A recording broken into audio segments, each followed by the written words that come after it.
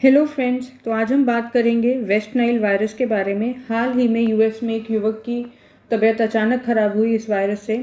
उस युवक को काफ़ी गंभीर लक्षण देखने में आए, जैसे कि पैरालिसिस और हाथ पैर का ना हिलना, बॉडी की मूवमेंट का कम हो जाना या फिर शीर्ण हो जाना। तो ऐसे गंभीर लक्षणों के साथ ये वायरस हमारे सामने आया है। आइए जानते हैं इस वायरस के बारे में। तो जैसे कि आप स्क्रीन पर देख सकते हैं, ये है इस वायरस की इमेज, जिसको कि ब्रेक डाउन करके हमने दिखाने की कोशिश की है कि ये वायरस किस चीज़ से बना होता है। तो ये वायरस बेसिकली क्या है, कैसे फैलता है, इसका उपचार क्या है, आइए इन विषय पे हम बात करते हैं। ये टॉपिक आपके करंट अफेयर्स के लिए काफ़ी इंपॉर्टेंट हो सकता है। अगर आप बिहार स्टेट सर्विसेज का एग्ज़ाम दे रहे हैं, यूपी स्टेट सर्विसेज का एग्ज़ाम दे रहे हैं, या फिर फॉर दैट मैटर कोई भी कंपेटिटिव एग्ज़ाम दे रहे हैं, तो आपके लिए ये इंपॉर्टेंट हो सकता है, बिकॉज ये अभी रिसेंटली न्यूज़ में है। तो वेस्ट नाइल वायरस जो है, ये प्राइमरीली फैलता कैसे है? ये फैलता है मॉस्किटो बाइट से, जैसे कि आपके मलेरिया या डेंगू फैलते हैं। सबसे पहले इसका केस रिपोर्ट किया गया था 1999 में, और आज तक दुनिया भर में 51,000 केसेस वेस्ट नाइल वायरस के रिपोर्ट किए जा चुके हैं। तो सबसे पहले जो हमें याद करने की चीज़ है कि ये सबसे पहले कहाँ हुआ था डिटेक्ट, तो इसका आंसर है यूएस इन 1999। और ये स्प्रेड कैसे होता है?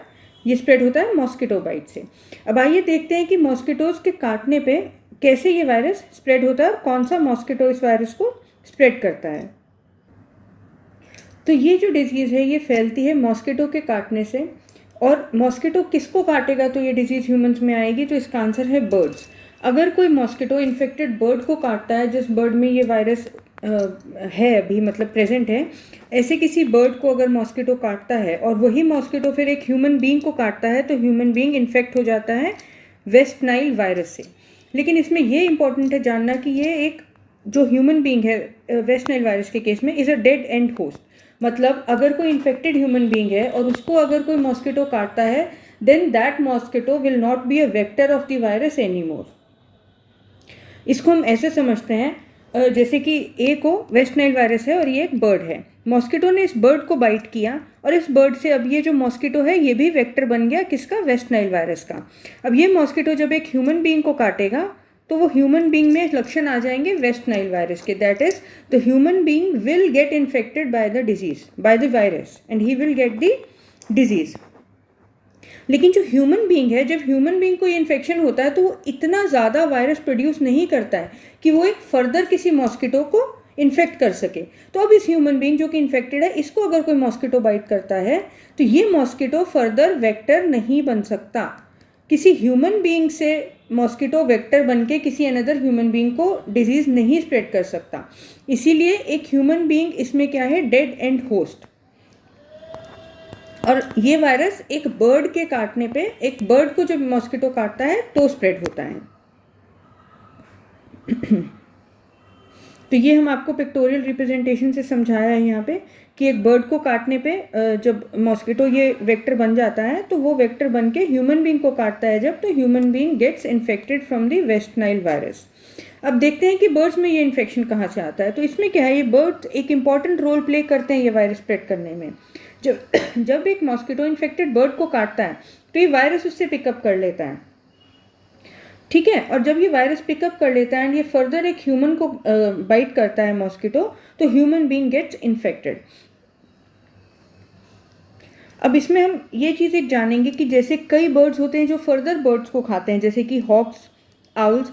अब ये जो बर्ड्स हैं, अगर ये इन्फेक्टेड बर्ड्स को खाते हैं, इन्फेक्टेड बर्ड्स का मतलब जो इन्फेक्टेड बर्ड है डेड नाइल वायरस से, उनको अगर ये खाते हैं तो ये क्या करते हैं, ये खुद भी एक वेस्ट नाइल वायरस कैरी करने लग जाते हैं उस केस में।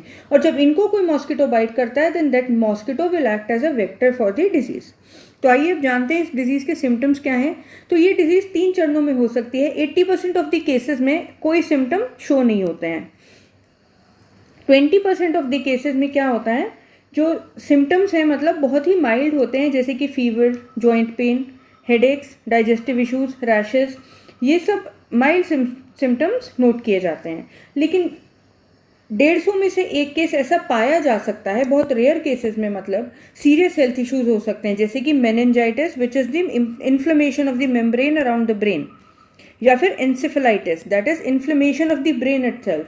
तो सिवियर केसेस में ये वायरस ये सिम्टम्स उत्पन्न कर सकता है, but majority of the cases में कहा जा सकता है 99.9% ऑफ द केसेस में ये वायरस ह्यूमन बींग्स के लिए डेडली नहीं है, ज़्यादा सिवियर सिम्टम्स ये नहीं प्रोड्यूस करता है ह्यूमन बींग्स में।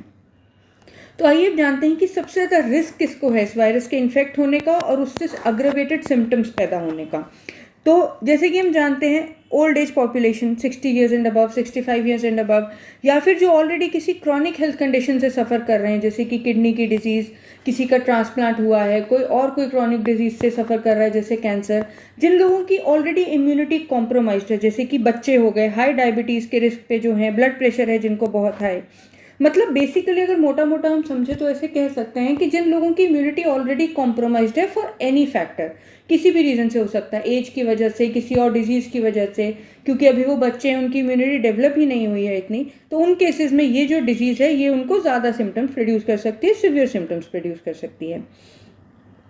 और जैसे कि हम ये भी जानते हैं कि वायरल डिजीजेस का एज इट इज़ कोई प्रॉपर है ना हमारे पास मेडिसिन नहीं है, जैसे कि कोल्ड, कॉमन कोल्ड एक बहुत ही कॉमन वायरल इन्फेक्शन है, बट इसकी कोई ऐसे नहीं है कि आप मार्केट जाएं और मेडिसिन लें और आपका कॉमन कोल्ड ठीक हो जाए। It takes time, it takes its own course. तो वायरल डिजीजेज जो हैं वो अपने आप अपना है ना डिजीज़ को बॉडी रेक्टिफाई करती है, अपने आप उससे लड़ती है, लेकिन हम उसको अपने जो सिम्टम्स हैं उनको रिलीव करने के लिए हम ओवर द काउंटर मेडिसिन ले सकते हैं, जैसे कि पेन रिलीफ मेडिसिन है ना, लेकिन ये भी हमेशा डॉक्टर के प्रिस्क्रिप्शन पे लेनी चाहिए, बिकॉज ओवर द काउंटर मिलने वाली हर मेडिसिन पेन रिलीफ वाली भी आपको हो सकता है सूट ना करे। कुछ डिजीजेस में कुछ ऐसे केमिकल्स होते हैं जो कि एंटी आपके काम कर सकते हैं बॉडी के। सो फॉर दैट रीज़न हमेशा डॉक्टर की प्रिस्क्रिप्शन पे मेडिसिन लें, चाहे वो ओवर द काउंटर मेडिसिन मिल रही हो, फिर भी आपके लिए डॉक्टर का प्रिस्क्रिप्शन लेना इंपॉर्टेंट है। और कोई भी वायरल डिजीज़ हो, देखिए दो चीज़ें आपको करनी ही करनी है, एक तो प्लेंटी ऑफ फ्लूइड्स आपको इनटेक करने हैं और दूसरा आपको प्रॉपर रेस्ट करना है। इन दोनों को अगर आप करेंगे है ना, और अगर आपको पेन रिलीफ के लिए डॉक्टर प्रिस्क्राइब करते हैं मेडिसिन वो लेंगे, तो ओवर कोर्स ऑफ टाइम ये डिजीज़ अपने आप बॉडी इसको क्योर करने की क्षमता रखती है। और लेकिन कुछ केसेस में है ना हो सकता है कि हॉस्पिटलाइजेशन की ज़रूरत हो, जैसे कि अग्रेवेटेड या सिवियर केसेस में। ट्रीटमेंट इसका बेसिकली यही है जो भी हमने पढ़ा, ओवर द काउंटर मेडिसिन ले सकते हैं पेन रिलीफ के लिए, फीवर रिलीफ के लिए।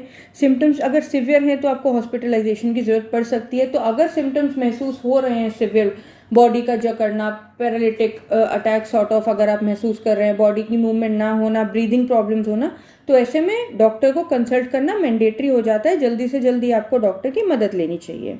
आइए कुछ और जानकारी जानते हैं वेस्ट नाइल वायरस के बारे में। Waste Nile virus was first identified in Uganda